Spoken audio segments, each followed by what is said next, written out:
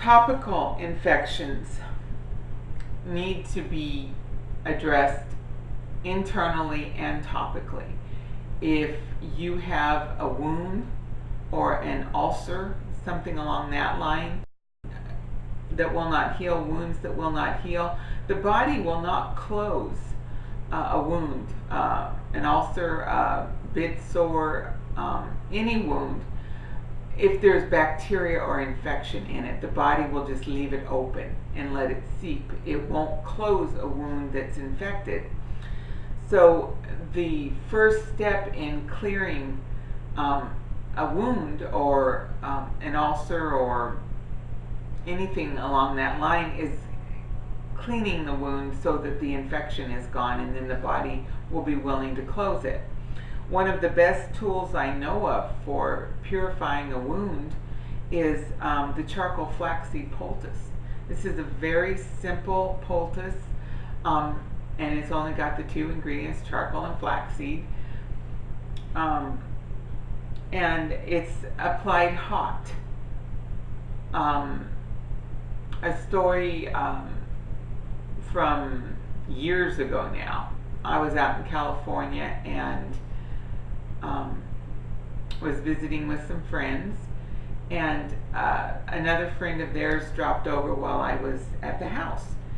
And this woman came in to announce that she was headed to the hospital. She was going to check in the next day to have her large toe amputated. And she had blue veins running up her leg. She'd had an ingrown toenail removed. It had become infected. They had put her through rounds and rounds of antibiotics, and nothing was clearing it. So they had decided the only thing that they could do was amputate the toe. And so she was headed in the next day to have that toe amputated. I had my bag with my herbs and stuff with me, so I went into my friend's kitchen and put a charcoal flaxseed poultice together for her and just slipped it over her foot, made it and just kind of put it over her foot, and so it was engulfing the whole foot, and then put her sock back on. And she went home with that and came by the next day, and the veins, everything had cleared. It had completely cleared the infection from the toe. She had blown off her doctor's appointment. The toe was saved, and overnight it had just pulled the infection right out, and it was gone.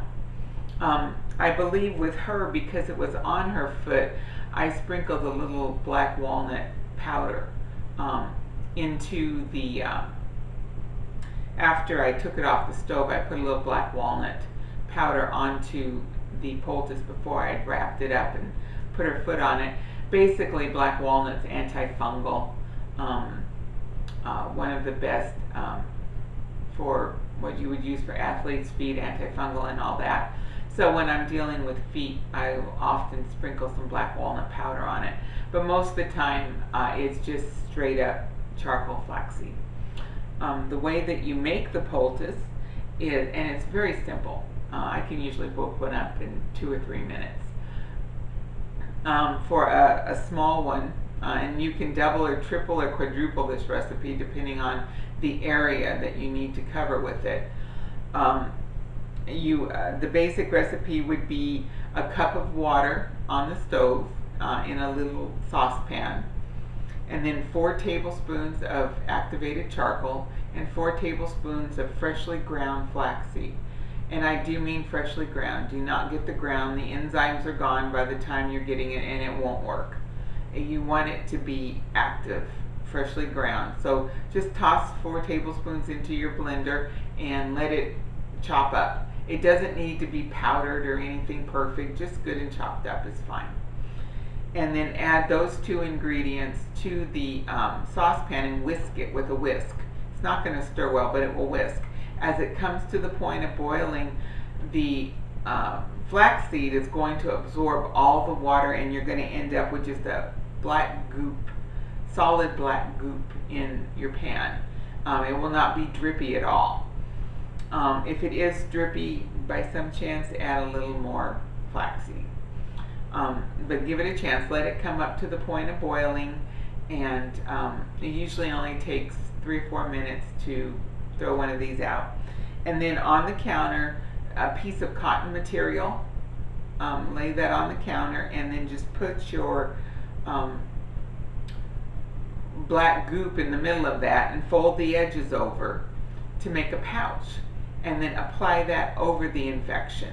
And you can make it bigger, smaller, whatever, it just depends on the area, but you want to generously cover the area that's infected with it. I've used this to draw boils out.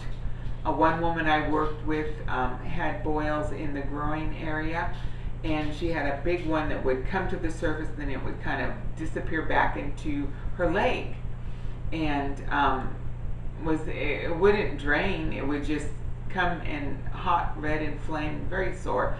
We put it on like a pad between her legs, and she wore it to bed, and about 2 or 3 in the morning, when she got up to urinate, she pulled the pad off, and just the goop ran down her leg. It had pulled it to the surface and drained it in that time. And from what I know, it's never come back. She's never had issues with that boil again. It's an excellent, like I said, for pulling and draining boils. For if you can make a big pad of it and put it over your liver when you are doing a liver flush, detoxifying the liver. It can be alternated with castor oil packs. It does a different kind of work than the castor oil pack does. So it's excellent as a to draw and to move the waste out. It also is excellent over inflamed lymph nodes to help open up the lymphatic system and get those lymph nodes emptied and moving on. So it's an excellent infection aid for anything that you want to apply topically on the body, and can be used along with a good infection salve. Can be applied right into the wound. You may not want to do it at the same time that you've got the poultice on, but a good infection salve made with plantain will help aid in healing and closing the wound and preventing infection from coming up. So do the charcoal flaxseed poultice to purify the wound and to get any bacteria or anything out of it and any infection cleared from it, and then a good infection salve based on plantain, along with the bandage, or if it's an ulcer, where like a decubitus ulcer, you may want to go ahead and pack that with some sort of healing poultice, which will help grow the cells to fill it in. A good healing poultice can be packed into a gouged out wound or a decubitus ulcer, something along that line, to I guess the best way to describe it would be, it works like it makes the decubitus ulcer or the wound shallower and shallower. It kind of puts a scab type, it'll harden and put a scab type thing over it, and you just add to it as needed, and it will heal from the inside out. So that in one case, a woman that is a member with us here, she had fallen off a stool that had a nail sticking out of the side of it, and it had ripped her leg down the side and just taken the flesh out, just gouged her coming down the side of her leg, and they couldn't even sew it shut. It was a pretty bad gouge, and she called, and we sent her the some healing poultice to apply to it, and she mixed it with a little bit of distilled water and maybe some aloe. You can mix it with whatever, and just packed it in the wound. And she was a dark-skinned woman, and quite often when you have scars and things, it will just especially when the skin is darker, it just, the scar just shows up so badly. She informed me after it all was said and done, and it healed completely, that there was no scar, and that her skin tone was even over that area. So it not only healed it and healed it so there was no deep scarring, but it also fixed the pigment on the skin and kept that even, which I thought was excellent. I had not seen it had ever done that before. But I love the testimonies that I get in from our members when they do things. So many of them take it a step further than I even thought of taking things. Called the Flu Buster remedy. If everyone is getting sick around you, and you would just as soon not come down with what everyone else has, there is a Flu Buster remedy that can be done, and my suggestion for this, and it's excellent for if you've been exposed to, or if you've gotten the flu, something along that line. 2 ounces of echinacea and 2 ounces of an infection formula based on garlic in a half gallon of water, and drink that all down in one day. Any self-respecting germ in your body is going to go find somewhere else to live. That will definitely clear out the beginning of any infection that wants to get a hold of you and prevent that from happening. And it's also an aid for kicking up an acute infection. If you want to do like the light infection work and add some octane to it, if you've got the flu or the cold or whatever, you can add the Flu Buster, and it can be done several days in a row. It doesn't need to just be one day. I've done it like 3 and 4 days in a row when something had gotten a hold of me really well. Okay, what about a sore throat, laryngitis, those things that are associated with the neck and the throat, strep throat, any issue in tonsillitis, anything in the throat and neck?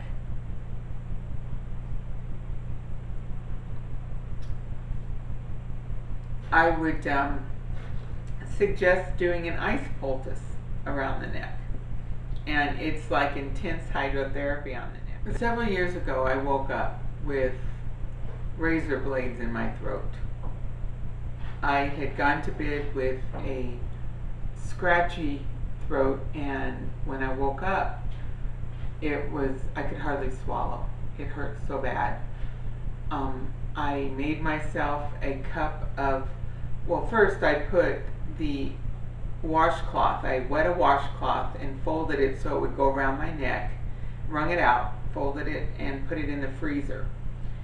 And then I made myself a cup of infection formula that based on garlic, and with plenty of honey in it, and drank that, sipped that down, and that felt really good going over my throat. When it takes about 20-30 minutes for the ice poultice to freeze. When that was good and frozen, I took that and fastened it around my neck, and then put a hand towel on over top of it and pinned the hand towel closed, and keep your mouth shut when you've got that on. The logic behind the ice poultice is your body is going to send all the fresh blood up to the area where the ice is. So it takes about 45 minutes for the body to warm the poultice, and in that time the body is just sending tons of fresh blood up to that area, and the blood is loaded with the antibodies and all that good stuff, and just all the good nutrients that are needed, and it just attacks and eats up whatever infection is in the throat. When the poultice was warmed, and about 45 minutes later, I took it off, and my throat, the ache was completely gone. It no longer hurt. I drank another cup of the infection formula based on garlic, and with plenty of honey, hot. And that was the end of that sore throat. It never bothered me again. I've suggested this to several of our older ministers who their voices wear out. They don't have the ability to speak for long periods of time because their voices will wear out. They can put an ice poultice on and use that before they go on, and it will refresh the vocal cords. Laryngitis, any time that the vocal cords have been exasperated or overused, you can use this as a refreshing application to refresh and replenish the vocal cords. So it's an excellent aid for anyone who uses their voice a lot. Just doing an ice poultice, even if you do not have an infection formula. The ice poultice in and of itself will bring aid and support the vocal cords. So it's excellent for strained vocal cords, anything along that line. I have seen it myself firsthand take the pus pockets off of strep throat after just one application. Strep throat, of course, needs infection work done at any level, and an infection is nothing to blow off. It is very serious. An infection in the body needs to be dealt with one way or another. Another infection that is very acute and very painful is a bladder infection. And for me, when I had my bladder infections, from the first inkling that my bladder was heating up to full-blown painful blood urine was maybe an hour or two. It had gotten so bad that, and it was so degraded that as soon as I started feeling it, I needed to run off to the emergency room and get some help, or I would just be in agony. And for those who have had infections, they understand what I'm saying. For those of you who have not ever experienced a bladder infection, it feels a little bit like somebody has taken a blowtorch and put it between your legs when you urinate. Every little drop of urine is just acid coming out, and it burns really bad. And it is extremely painful. I found that a combination of cranberry, juniper berry, uva ursi, and corn silk tinctured, and I would take like an ounce of that in 32 ounces of water and drink that down, and then just not pee for 45 minutes. It takes about 45 minutes for what goes in your mouth to hit your bladder. And when those herbs get in the bladder, they neutralize the acidity. And once the acidity has been neutralized, the symptoms go away and it no longer burns when you urinate. And so I found a nice combination of those herbs taken at the first sign of an infection coming on would neutralize the acidity and take care of the pain, the burning, the urgency, all of that. And then starting on the infection protocol with a good infection formula would clear the infection up. But for the burning and the pain and all that, a nice herbal formula based on juniper berry, cranberry, uva ursi, and corn silk is excellent.